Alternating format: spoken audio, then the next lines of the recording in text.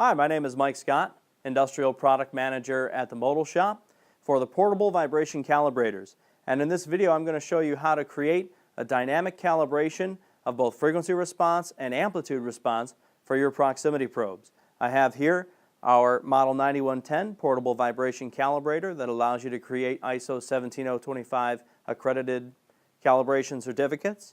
I have our proximity probe mounting hardware, and if you'd like to see a video on how the probe is mounted, you can click on the video link below or visit the Modal Shop's YouTube page or the Modal Shop Video Vault on modalshop.com. I also have a digital voltmeter that will allow me to measure the gap voltage, and of course my Bentley Nevada proximity probe and proximeter. The first step in performing a dynamic proximity probe calibration is to set the gap voltage and set the gap distance to 50 mils. So what I'm looking for on my voltmeter is -9 volts DC. So I'm going to turn my micrometer on my proximity probe adapter kit until I see -9 volts DC on the voltmeter. And this doesn't have to be the most precise measurement unless you're planning to shake the target at 40 mils peak or 80 mils peak to peak and use the proximity probe at its full range. But for good practice, we want to put it at 50 mils, which is the exact center of the proximity probe's dynamic range. So now we're ready to perform our proximity probe amplitude response calibration. The first thing I want to do is make sure my calibrator is in voltage mode. I hold down the amplitude button and I see sensor type voltage, so I'm good to go there. I can now disconnect the proximity probe from the voltmeter and connect it to the calibrator here, test sensor input. Like so. And now I want to change my amplitude scale to mils peak to peak by pressing the amplitude button. You'll see I scroll through G's and inches per second, and now I'm at mils peak to peak. And I'm going to start off at 5 mils peak to peak. The output of my accelerometer should be proximity probe should be 200 millivolts per mil. You can see I'm at 208 millivolts per mil, reading slightly high. So now let's create a calibration certificate for amplitude response for this proximity probe. I'm going to start all the way down at 1 mil peak to peak and save the point by pressing the file button. I'm doing this at 60 hertz, which is 3600 CPM. You can see I can toggle between hertz and cycles per minute by pressing the frequency button. Now I'm going to rotate up to 3 mils peak to peak and save another point. Sensitivity has remained at 207. Let's go to 5 mils peak to peak.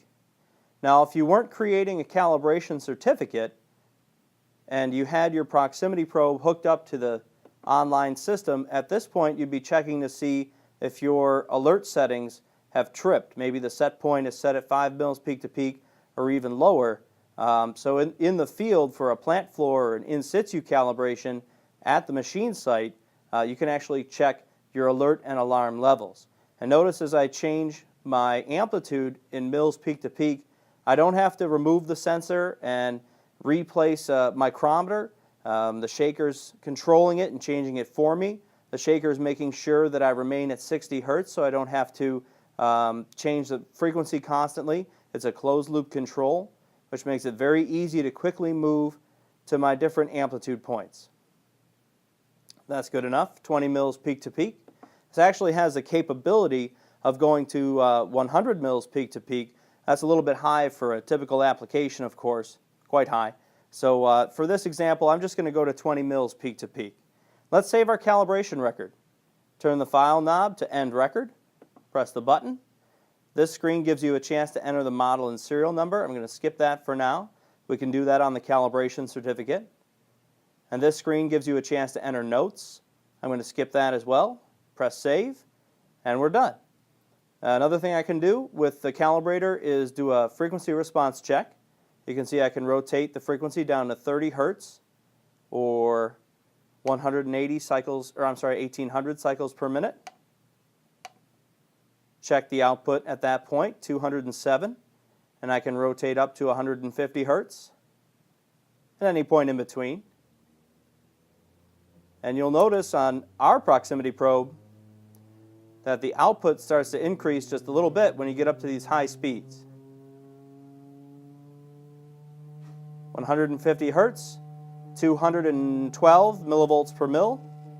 This is 9,000 cycles per minute, so I'm a little bit high at that point. And at this point, we're ready to insert the USB.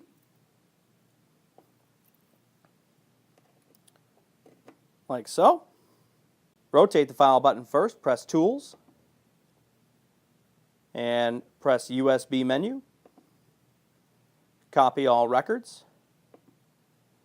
And now our calibration records have been stored onto the USB drive. I can press Eject USB. USB drive is safe to remove. Remove my drive, and now it's time to go to the computer. Now it's time to create our ISO 17025 compliant calibration certificates. I've inserted the USB into my computer, and I'm going to open the folder.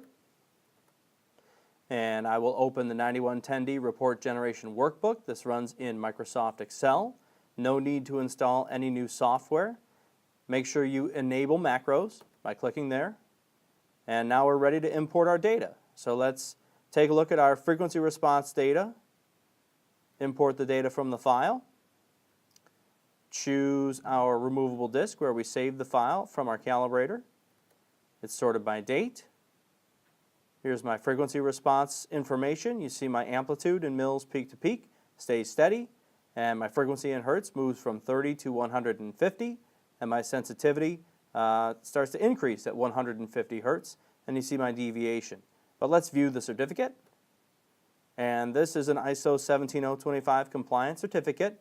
I can enter the model number and serial number here, and any notes that I would like to enter as well on the calibration certificate. Let's also create our amplitude response certificate. Click Linear Data, Import Data from File. I will choose my linearity plot here, which was the third record that I saved. There you see our output, our sensitivity millivolts per mil, and our output in millivolts increasing as our input increased. And let's view the certificate. And there's a nice look at our linearity plot and our calculated linearity. And again, I can enter the model number and serial number as well. And you see the sensor was very linear in this calibration. At this point, you can bring it, you can print it, store it in your files. We've created our calibration certificate.